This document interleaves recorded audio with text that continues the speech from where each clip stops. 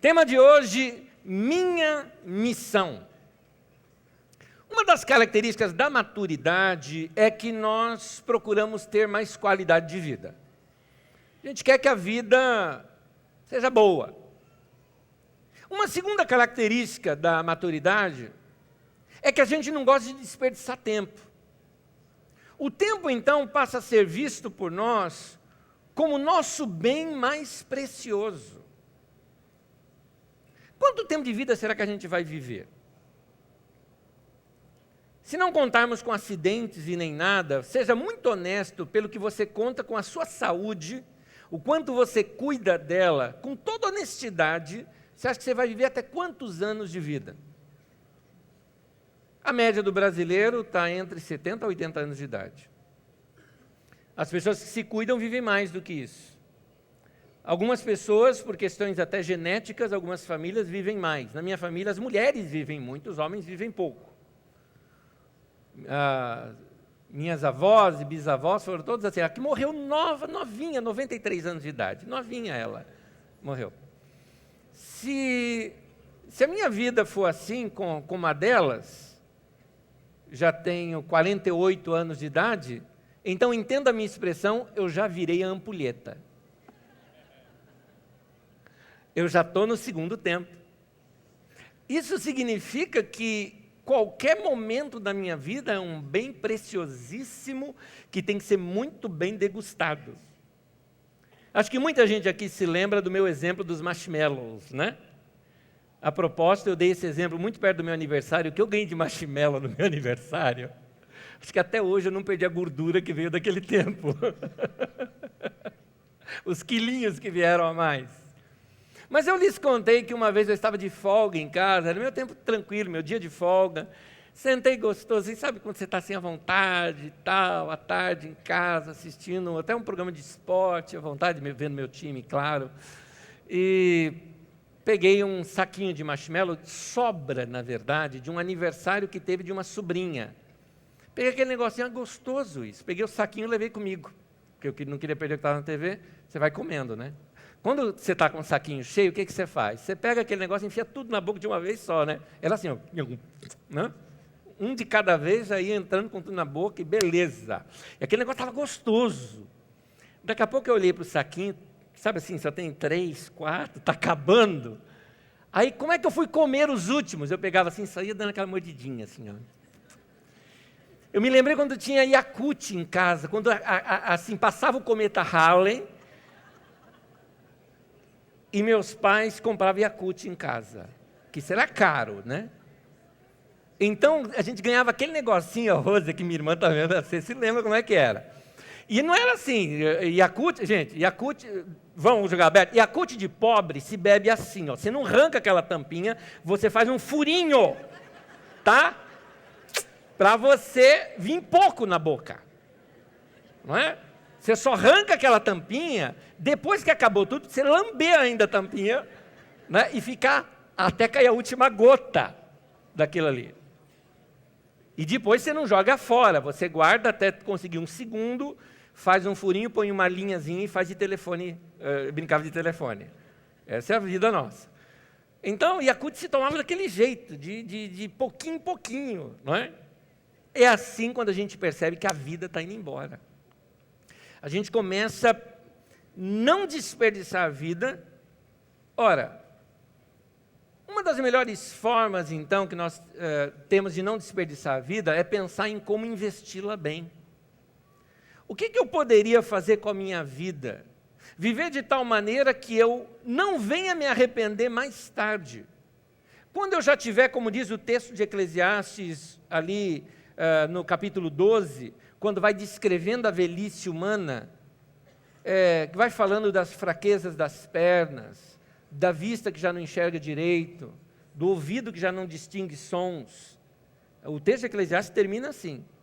E ele vai analisando aquele fim de vida, e quando nós estivermos nesse ocaso da vida, nesse pôr do sol da nossa vida, entardecer da nossa vida, o que fazer hoje para que lá no entardecer da minha vida eu não venha me arrepender?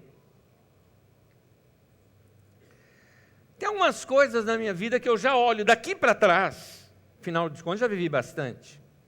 Eu olho daqui para trás, entenda bem, gente, eu já vivi mais do que Jesus aqui na Terra. Não é? Ele viveu 33.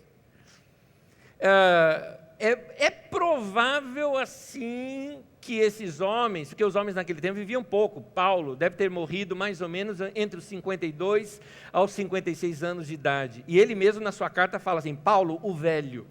Porque naquele tempo era o tanto de vida que as pessoas normalmente tinham. Então, olhando da minha vida aqui para trás, eu já posso olhar, se esse tempo meu fosse o ocaso da minha vida, eu olharia para trás e diria o que sobre a minha vida?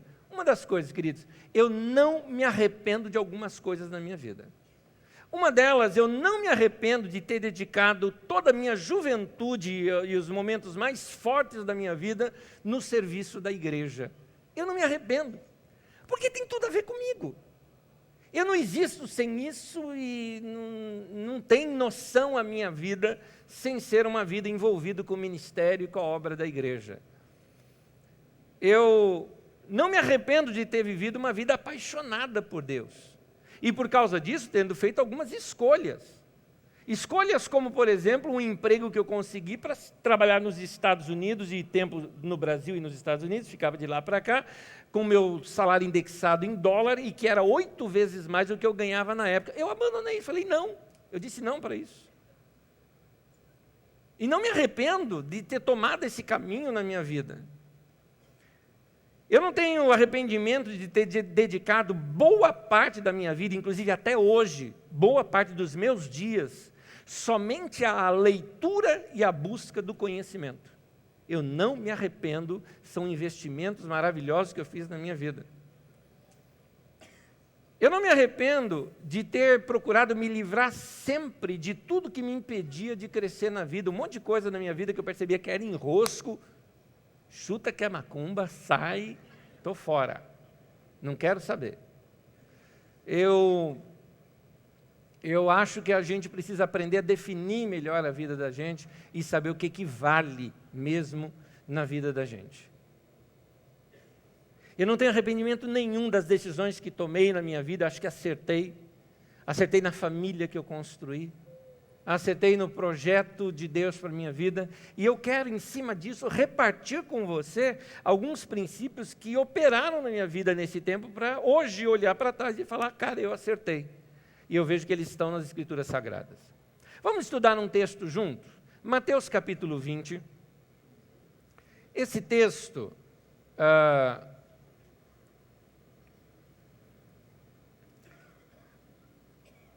descreve um momento da vida de Jesus em que ele foi mal compreendido e as pessoas também não tinham entendido o ministério de Jesus e o que ele veio fazer.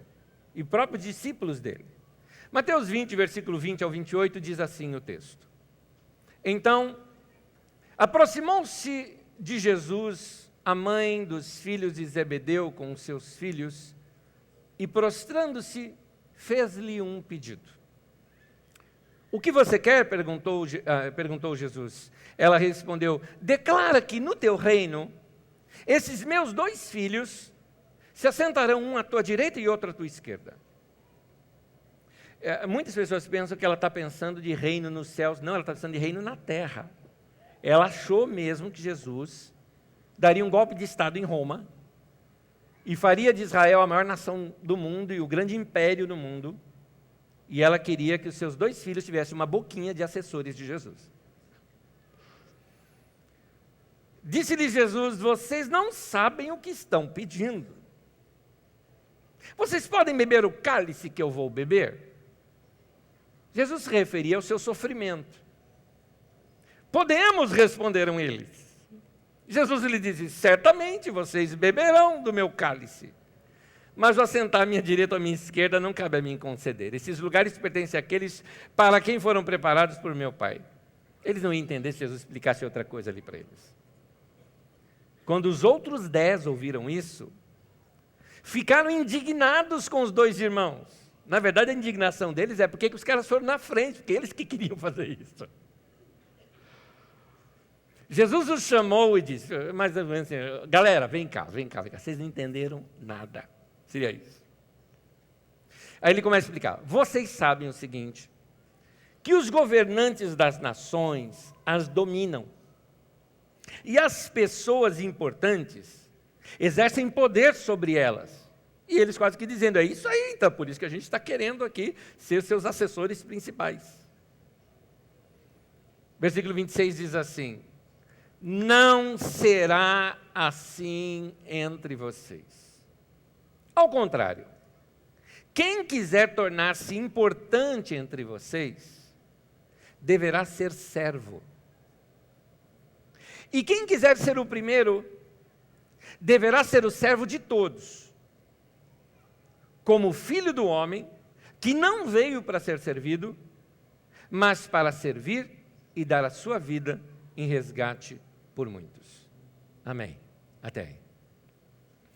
Então, Jesus mostra que o reino de Deus são para os que servem. E os que servem no reino são os maiores. Grande e servo. Estas duas palavras andam juntos na perspectiva de Jesus. Ser grande para Jesus é ser servo. Quem mais se dá, este é mais importante. Quem é servido, este é menos importante. Ser grande na vida está relacionado com o quanto nós servimos. Grave isso. Se você quer ser grande na vida, isso está relacionado com a medida na qual você serve. No cerne da vida cristã e da prática cristã está o serviço. Esse é o grande ensino de Jesus. Ele mesmo diz, eu vim para servir e não para ser servido. O nosso mestre serviu. Nós também precisamos servir. Como seres humanos, nós nos realizamos servindo. Por exemplo, vamos lá. Aliás, uma boa pergunta. Quem aqui admite? Vai, eu cozinho bem. Vamos lá, levanta a mão. Vai lá, você admite, pode admitir. Vamos lá. Magda. Obrigado. Isso. Ela é humildade em pessoa. Eu já falei para a Magda, se não casasse comigo, ela ia ser freira, essa menina aqui. Ó. Cozinha que é uma maravilha. Você que cozinha bem, não é gostoso fazer uma comida assim gostosa e os outros assim elogiarem e você perceber que todo mundo gostou e ficou satisfeito? Quem cozinha, não é verdade? Isso. Eu experimentei isso uma vez na vida, eu fiz um miojo uma vez. O Dudu falou, pai... Não, e um dia que o Dudu falou assim para mim, pai, o seu miojo é melhor que o da mãe. Aquela foi a minha glória. Não é? Me senti assim, um cozinheiro francês naquele momento. Deve ser muito gostoso quem cria alguma coisa, ver as outras pessoas usando. Deve ser muito gostoso. Deve ser genial esses caras que estavam assim por detrás dessas invenções modernas, de celulares, por exemplo, e ver que isso virou uma febre no mundo e todo mundo usando aquilo que você inventou. Deve ser genial para a pessoa. Jesus quer nos mostrar que nós nos realizamos na vida realizando. Então, de que maneira nós podemos realizar melhor o coração de Deus que nos criou para aquilo e o próximo que vai desfrutar das nossas realizações? Em Provérbios capítulo 22, no versículo 15, está escrito assim: a insensatez está ligada ao coração da criança, mas a vara da disciplina a livrará dela. Note, esse texto nos mostra que nós nascemos egoístas. É a maturidade que tira a criancice da gente. Maturidade tem a ver com serviço. Criança gosta de ser servida. Tem muita gente que vai para o casamento assim, cheio de egoísmo, cheio de criancice para o casamento. Gente egoísta, assim, sufoca o outro e por causa disso o casamento vai encontrar diversas dificuldades, porque ele vira um parasita na vida do outro. Ele casa para ser feliz e fica cobrando do outro aquela felicidade que ele deveria ter tido antes. O correto é você ser realizado na vida e trazer alguém para a sua felicidade. São egoístas essas pessoas, são crianças, e isso provoca alguns entraves no casamento. Mas quem cresceu na vida e amadureceu na mente, sabe que a grande realização da vida está em poder realizar os outros. As pessoas que mais servem, pode notar, são as pessoas mais felizes e com menos problemas. Quem serve não fica enroscado com probleminhas na vida. O serviço ao próximo, esse serviço que nós chamamos assim de, que nos doamos, os dons e talentos que temos e que distribuímos e que realizamos coisas na vida, isso tem um nome na Bíblia, ministério. E é esse mesmo nome que eu estou usando agora para dizer missão. Serviço, ministério, nossa missão. Estou colocando tudo como sinônimos para que a gente possa entender essa mensagem. Algumas verdades aqui que eu quero destacar para você. Primeira delas, sua missão na vida é ser você e doar-se para os outros. Essa primeira parte da frase, você ser você mesmo, nós explicamos melhor no domingo passado aqui. O seu ministério é uma doação de si mesmo. Você é autêntico, você tem que ser aquilo que está dentro de você para ser. Dentro de você já existe uma semente do propósito de Deus quando Ele te criou. Por isso que você tem paixão por algumas coisas. Por isso que você se realiza fazendo algumas coisas. Deus quer que você ponha isso para fora. Que você cultive isso, cresça e as pessoas possam comer dos frutos da sua vida. Seu ministério é você em ação. O Senhor te criou exatamente como você é, para expressá-lo, para cumprir um propósito específico do grande plano de Deus. A sua parte nesse grande plano de Deus é o seu ministério, sua missão, seu serviço. Quando você está desenvolvendo bem seus dons, seus talentos, suas habilidades, o seu ministério, você vai se sentir saudável, você vai se sentir assim, numa boa forma de vida. Vai falar, eu estou bem na vida. João capítulo 15, versículo 16, Jesus diz assim, vocês não me escolheram, eu os escolhi para irem e darem fruto. Você é uma pessoa escolhida por Deus para dar fruto. Uma árvore não come do seu próprio fruto, o fruto na árvore ela dá para os outros comem dos frutos das árvores. Seus dons, seus talentos não são para beneficiar você. É aquilo que as pessoas vão se alimentar da tua vida. Para que você existe?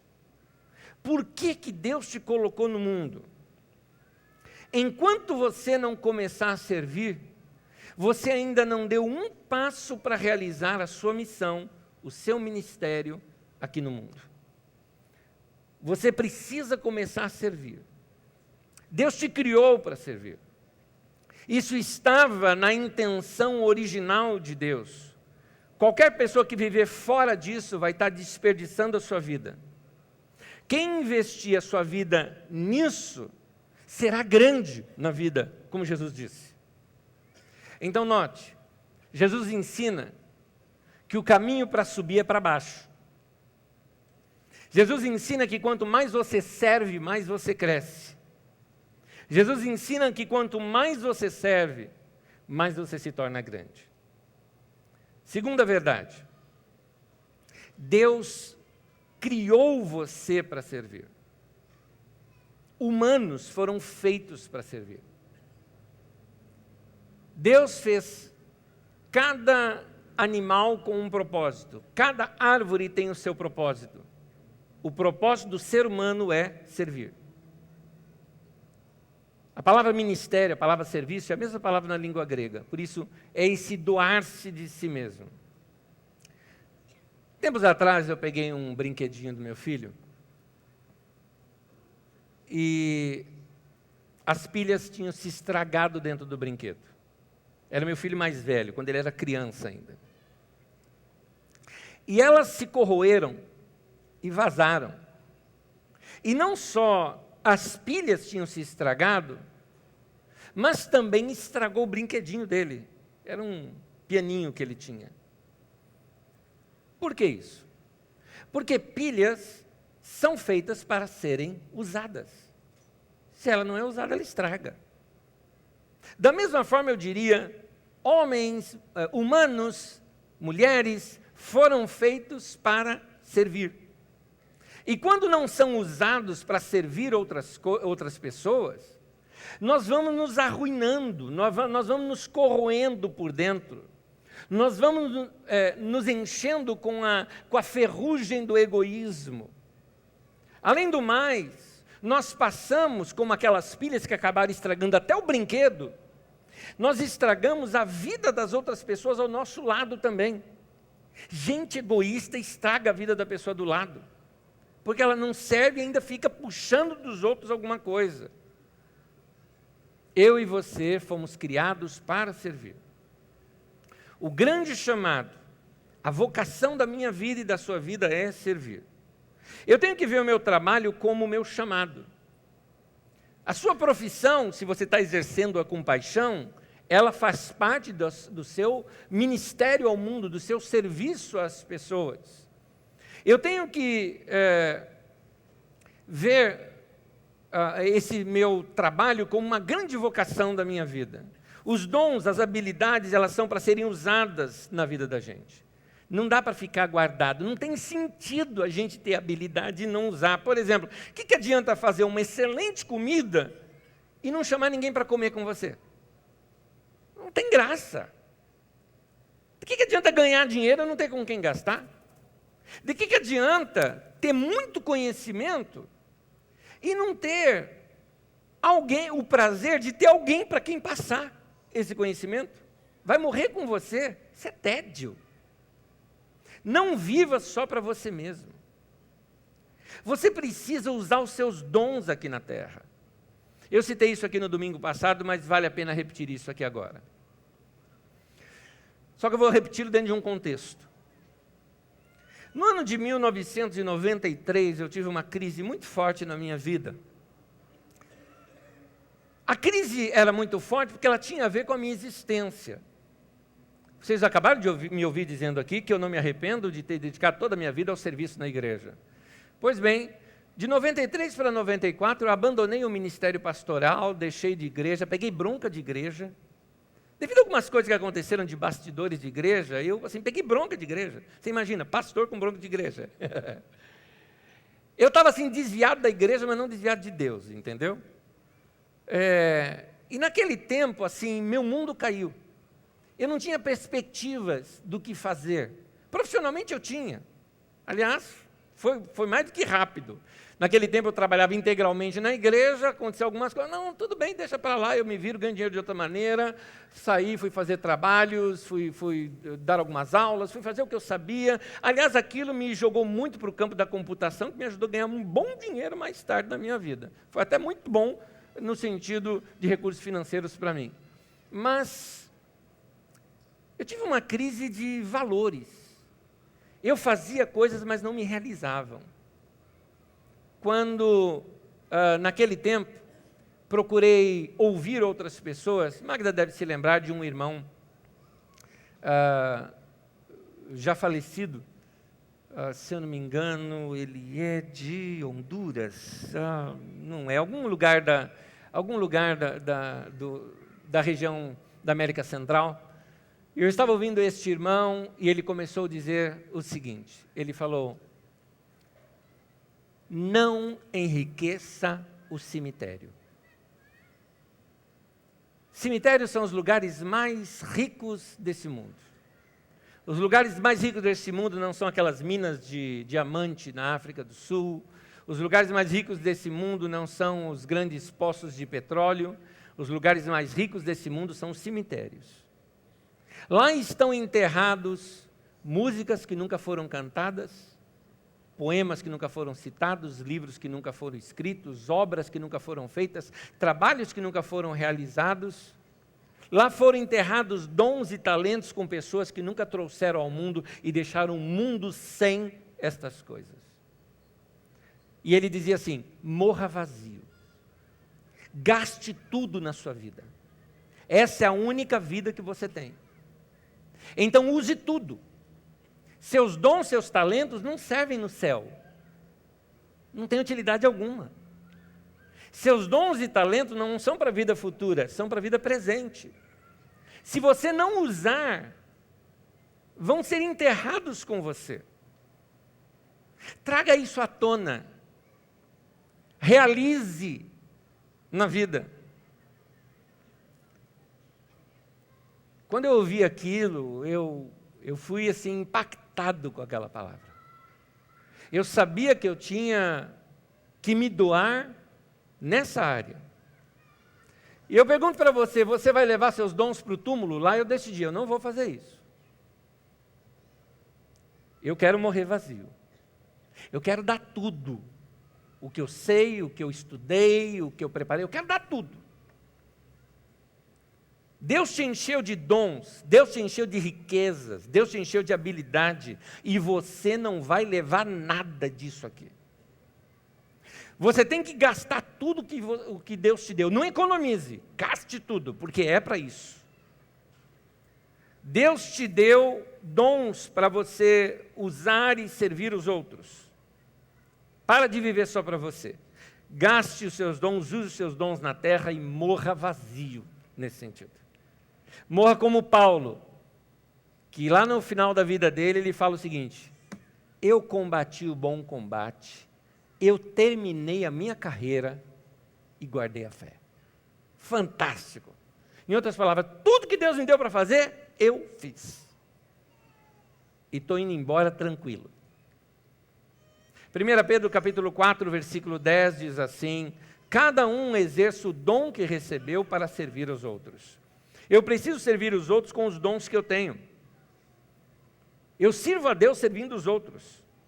Eu adoro a Deus quando eu sirvo pessoas.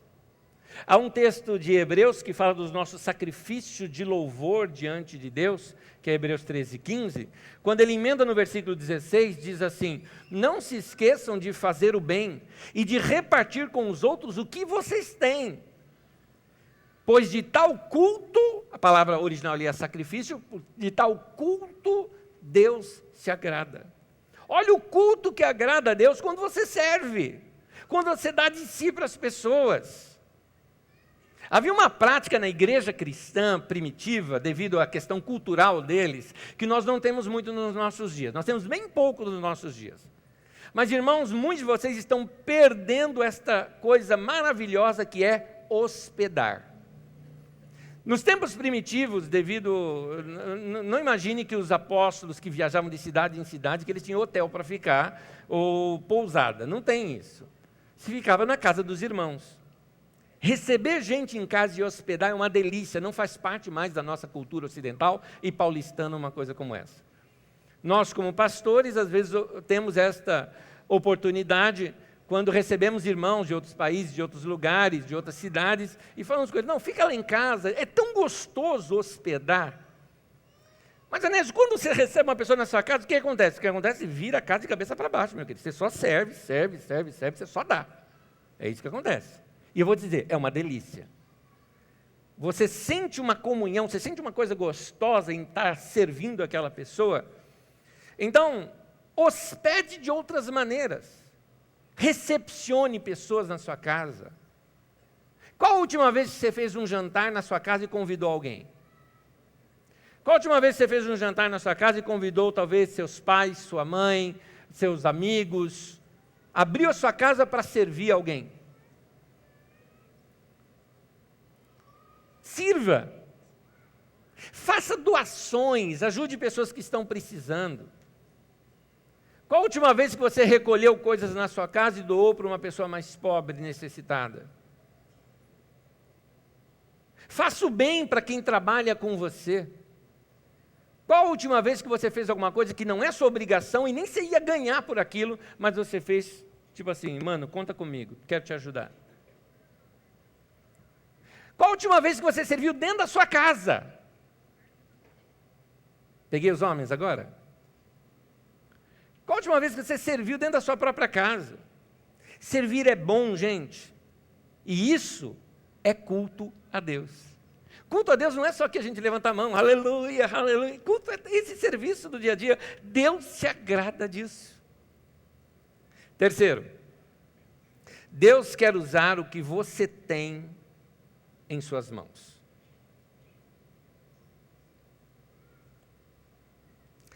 Há uma história na Bíblia Sagrada da multiplicação dos pães, você já deve ter escutado isso,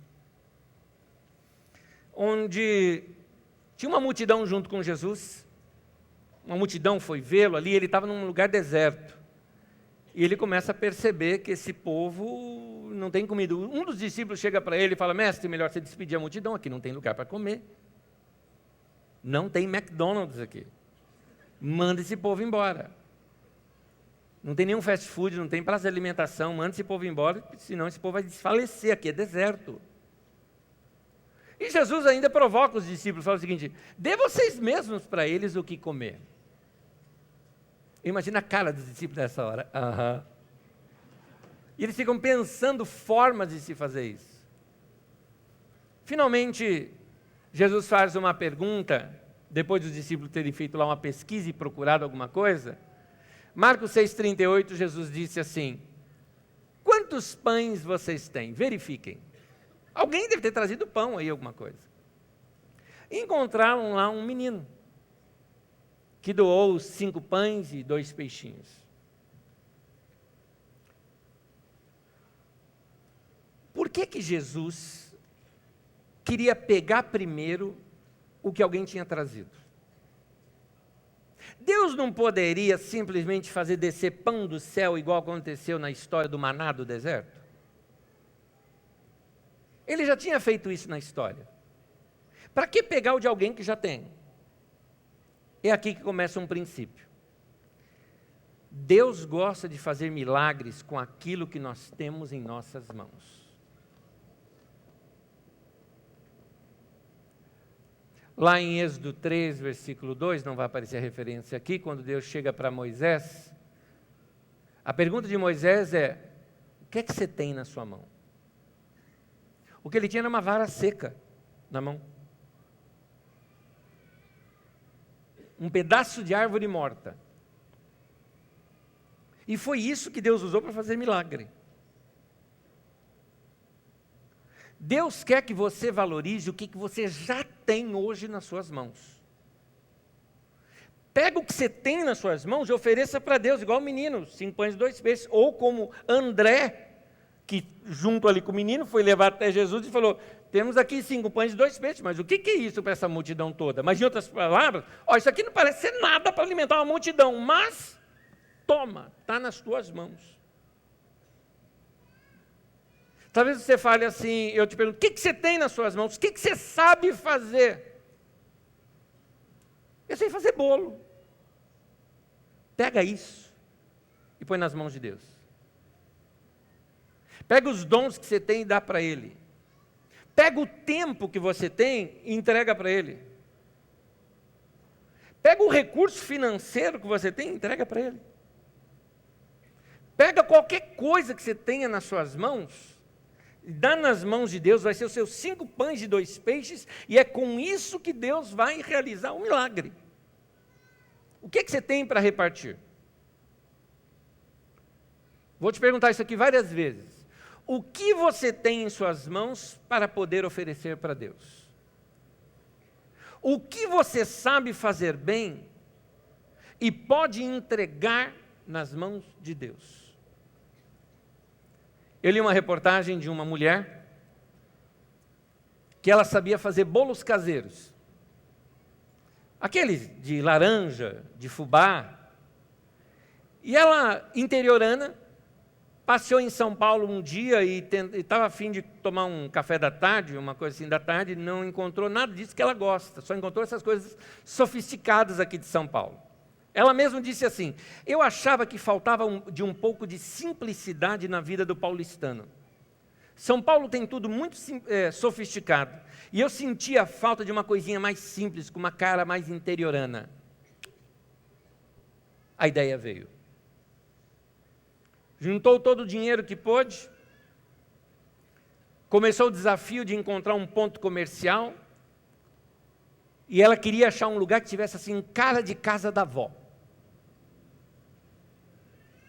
Ela falou, fiz de tudo, corri atrás das licenças, coisas de prefeitura, aquela parte burocrática que é bem desanimadora, 8 meses de reforma, testes das receitas do livro de família, ela foi nos livros de família, nas receitas da avó e tudo mais, aprender coisas novas, e com a cara e a coragem abriu num bairro bem importante aqui de São Paulo. A ideia era reproduzir o que ela conhecia. Na casa da mãe dela, ela contava assim, tinha bolo o dia todo. Não era bolo recheado, cheio de frescura. Era bolo simples. E aquele bolo simples que ela pegou e reproduziu. Olha só, em 1 mês, a operação dela se pagou, sem que precisasse ela reinvestir no negócio. A principal estratégia de marketing dela foi o boca a boca. O máximo que ela fez foi uma publicação no Facebook dela. Mas o que ela fez? Ela fez contato com a vizinhança e começou a levar bolo para lá e para cá e distribuir bolos para as pessoas experimentarem gratuitamente o bolo dela. O sucesso veio, explodiu, vamos dizer assim. Em 8 meses ela já tinha recuperado todo o dinheiro investido. Quem já investiu em franquia sabe a dificuldade que é isso, geralmente se leva 8 anos, vamos dizer assim, ou alguns casos 2 anos, 1 ano, já é um caso de sucesso. 8 meses, recuperou tudo, e em menos de 1 ano já estava pensando, dando início, dando os primeiros passos para uma segunda filial. O que ela sabia fazer? Sabia fazer bolo. E ela pegou e entregou isso nas mãos de Deus. Minha pergunta para você é, o que é que você tem em suas mãos para poder oferecer para Deus? O que é que você sabe fazer bem e pode entregar nas mãos de Deus? No meu caso, eu só sabia pregar e sonhar. Não sabia mais nada. Eu mesmo era muito desorganizado. Tudo que eu tinha era um grande sonho e uma grande paixão. Eu sabia que Deus podia fazer qualquer coisa, era isso que eu queria. Eu queria muito. Eu falava, Deus pode fazer qualquer coisa, Deus pode responder qualquer oração, e Deus pode mudar a vida de qualquer um. Essa era a minha fé e minha paixão, era tudo que eu tinha. Entreguei nas mãos de Deus e fui realizar o meu ministério. E de novo eu te pergunto, o que é que você tem nas suas mãos para você poder oferecer para Deus? O que é que você sabe fazer bem e você pode entregar nas mãos de Deus? Tem um irmão da nossa comunidade, querido, eu não avisei para você que eu ia te usar como exemplo aqui, viu? Mas eu sei que você me permite, que eu te conheço. Aliás, eu não te vi, não sei se você está aqui hoje. Mas tem um irmão na nossa comunidade, jovem ainda, ele sabia fazer uma coisa, vender. Então ele procurava coisa para vender.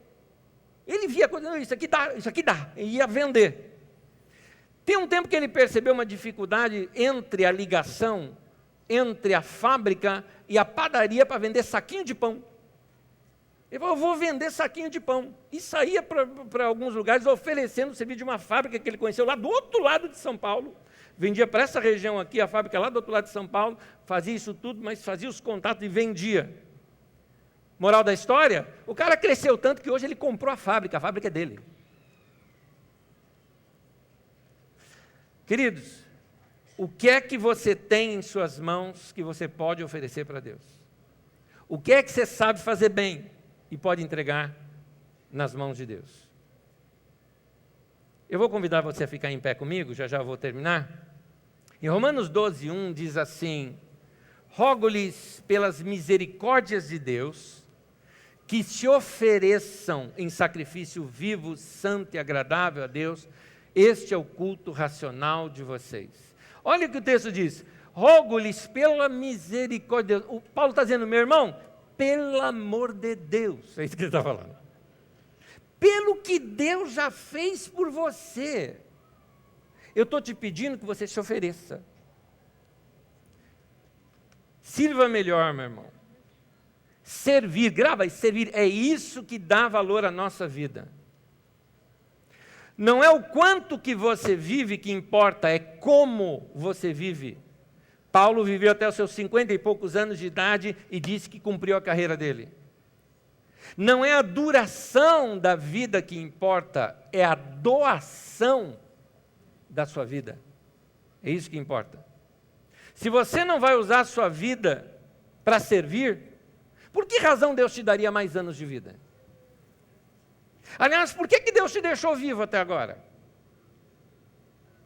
Qual tem sido a sua contribuição para o mundo? Em que a vida das pessoas ao seu redor se tornou diferente depois que elas conheceram você?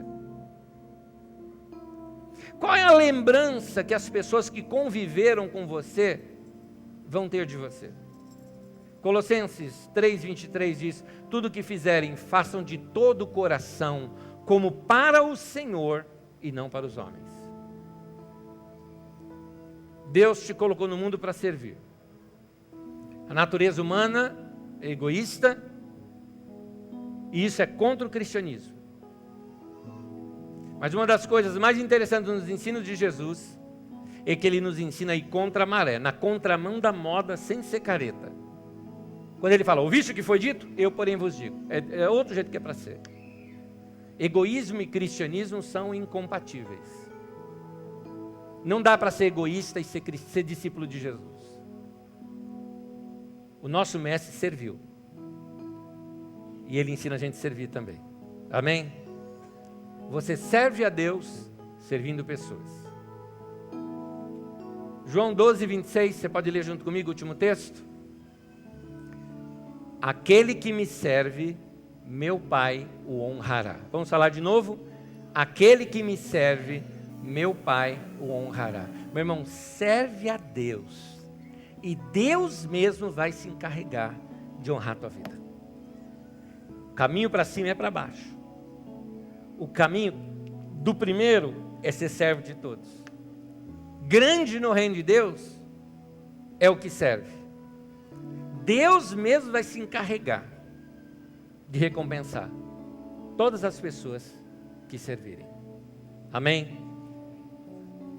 Nós vamos orar nesse momento e daqui a pouco nós vamos participar junto da ceia do Senhor. Feche os seus olhos nesse instante. Feche os seus olhos nesse momento, só para não se distrair. Tenta responder minhas perguntas aí em oração diante de Deus. Eu quero lhe perguntar, o que é que você tem para oferecer para Deus hoje? Qual vai ser a doação da sua vida para Deus? O que você vai fazer? O que você sabe fazer que você pode servir melhor as pessoas? Seu dom, seu talento, seu ministério, suas habilidades, a paixão que você tem. De que maneira você pode servir mais? Vamos entregar isso para Deus nesse instante? Pai, juntamente com cada um dos meus irmãos, entregamos nossas vidas para te servir, Senhor.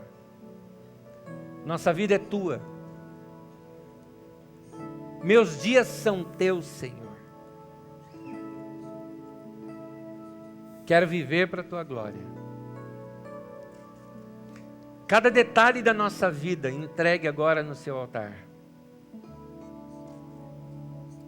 Te damos, Senhor, tudo que temos e tudo que somos. Queremos que a nossa vida glorifique o teu nome.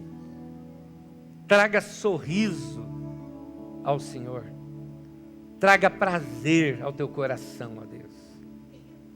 Que seja dito de cada um de nós aquilo que foi dito também acerca de Jesus. Este é o meu Filho amado, em quem eu tenho muito prazer. Converta-nos para isso, Senhor. Muda a nossa vida para isso. Em nome de Jesus. Amém, amém, amém.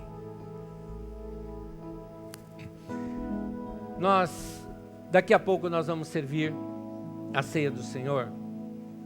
E a ceia ela é composta de dois elementos, o pão e o vinho. Eles são servidos juntos nesse recipiente. Quem pode participar da ceia? Todo aquele que entregou sua vida para o Senhor Jesus. Se você decidiu entregar sua vida completamente para Ele, então você participa da ceia. Porque a ceia é para essas pessoas que se aliançaram com Deus. A ceia é para isso. A ceia não é de qualquer forma que se toma, é um compromisso que nós fazemos com Deus, de serviço. Por isso Jesus simboliza aqui na ceia o corpo e o sangue de Jesus.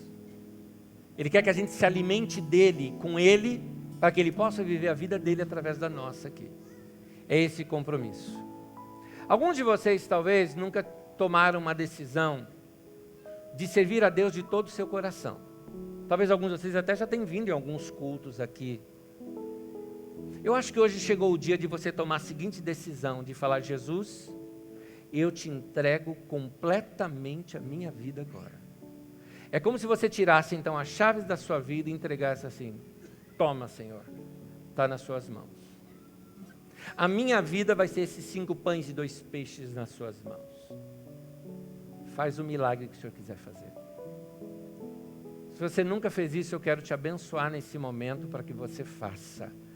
Então, se você quer entregar sua vida completamente agora ao Senhor Jesus, faz um sinal com sua mão, eu quero abençoar você nesse instante. Deus te abençoe. Deus te abençoe, moça. Rapaz, Deus te abençoe. Meninas, Deus abençoe. Deus abençoe você. Deus abençoe você. Deus te abençoe. Deus te abençoe. Deus te abençoe lá atrás também. Deus te abençoe. Lá também, Deus abençoe. Você também.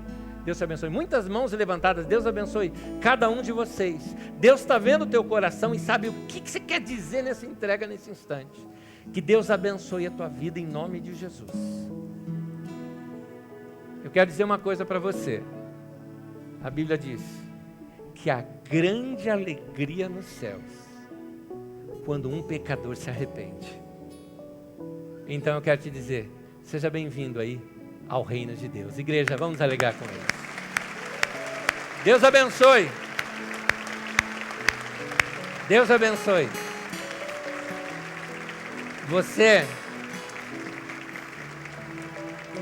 Você faz parte hoje da igreja de Jesus. Ela é maior do que a Carisma, tá? Não é parte da Carisma. Você é parte da igreja de Jesus. Eu convido você a participar do batismo. Porque foi Jesus que instituiu o batismo. O batismo não é uma instituição nossa, é de Jesus. Como seguidor dele, obedeça-o até os últimos detalhes. Isso vai fazer muito bem para a tua vida também. Agora eu convido todos a participar da ceia. Porque a ceia é para aqueles que estão no reino de Deus. Meu querido, se você morrer hoje, você está com Deus, querido. Desencana. Desencana. A morte já não tem mais poder sobre a tua vida. Porque você tem a vida eterna. O físico se desfaz. Mas quem tem o Filho tem a vida eterna, disse Jesus. Se você tem a vida eterna, eu não vou te negar a ceia. Participa da ceia com a gente também, tá bom? Então, todos vão ser servidos. Vamos aproveitar que esse momento, falamos tanto de serviço, ao nós passarmos a bandeja da ceia, não passe somente, sirva o irmão do lado, tá bom? Vamos servir, aguardar até que todos sejam servidos, segure na sua mão, aguarde até que todos sejam servidos, depois nós vamos participar juntos da ceia do Senhor.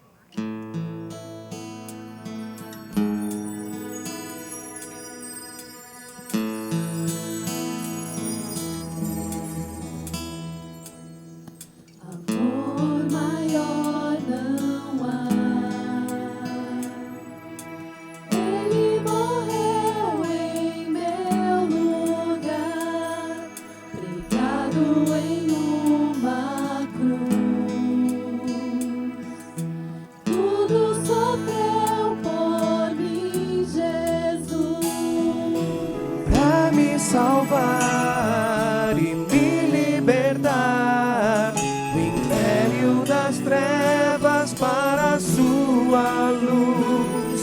O preço foi pago, está consumado. Por amor se entregou numa cruz para me salvar e me libertar das trevas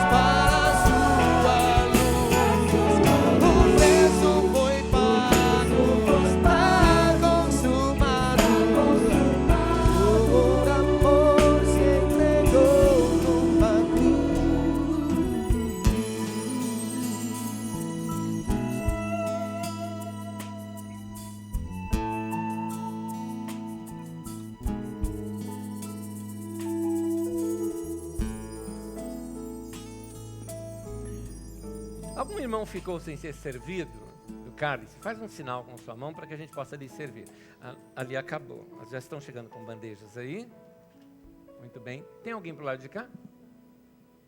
Alguém ficou sem ser servido?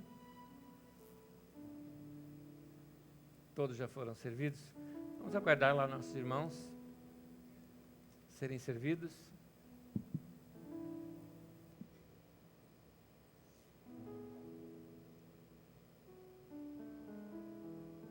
Difícil ficar aqui na frente sem ter nada para fazer.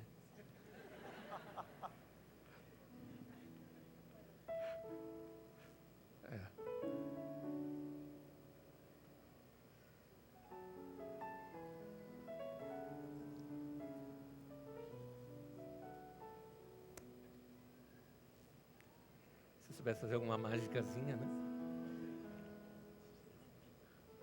Ó. Não sei. Já foram todos servidos aí? Quem ainda não foi servido, faz um sinal com sua mão. Todos foram, que bom. Vamos lá? Vamos abrir essa primeira película. Você vai encontrar o pão, segure na sua mão.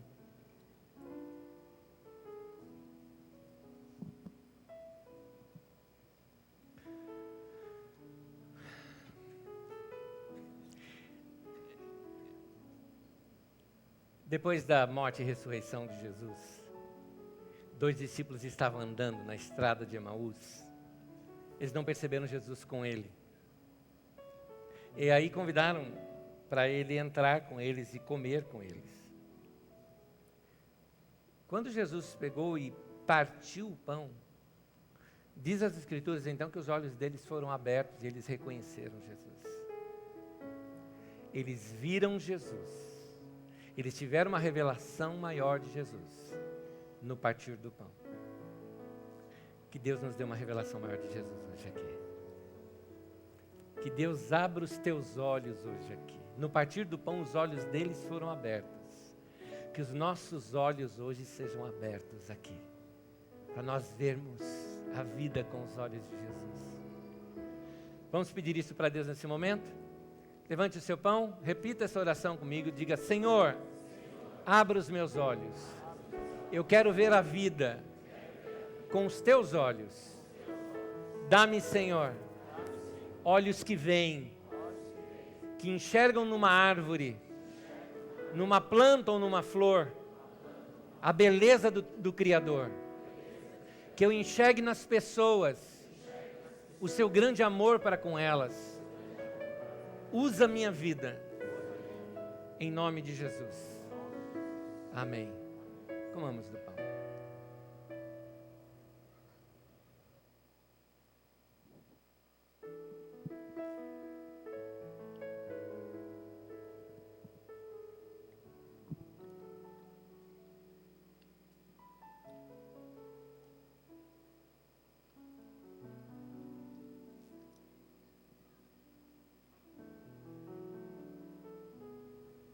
Vamos remover a outra película.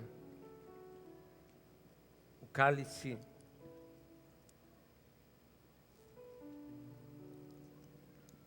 Fala do sangue de Jesus.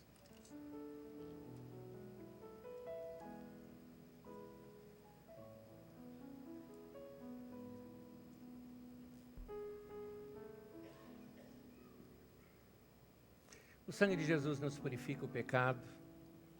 Ou seja, Ele tira de nós as incapacidades da nossa vida. Pecado é você errar o alvo. A palavra hamartia, que é traduzida como pecado ali, errar o alvo. Quando você erra o alvo, você errou seu destino. Perdeu a razão da vida. O sangue de Jesus perdoa os nossos pecados. Em outras palavras, Jesus, Ele reconfigura a nossa vida. Quando você é como quando você perdeu aquela entrada que o GPS falou: entra direito, jumento, e você não entrou. E daqui a pouco o GPS fala: reconfigurando o caminho. Então, Há uma nova chance para você hoje. Jesus perdoa os seus desvios, os seus pecados. Se há arrependimento na sua vida, Ele perdoa os pecados e pode refazer tudo isso. Em nome de Jesus, amém? Levante o seu cálice. Que Jesus seja celebrado hoje aqui entre nós. Nós celebramos a morte e a ressurreição de Jesus. Porque Ele vive, nós vamos viver também. Porque Ele triunfou, nós vamos triunfar também. Porque Ele foi santo e levou sobre si as nossas dores e os nossos pecados, podemos também ter uma vida santa, acertar o alvo e não errar o alvo, como é uma vida pecadora. Que Deus nos abençoe. Louvado seja o nome do nosso Senhor Jesus. Amém? Um brinde ao nosso Senhor Jesus. Amém.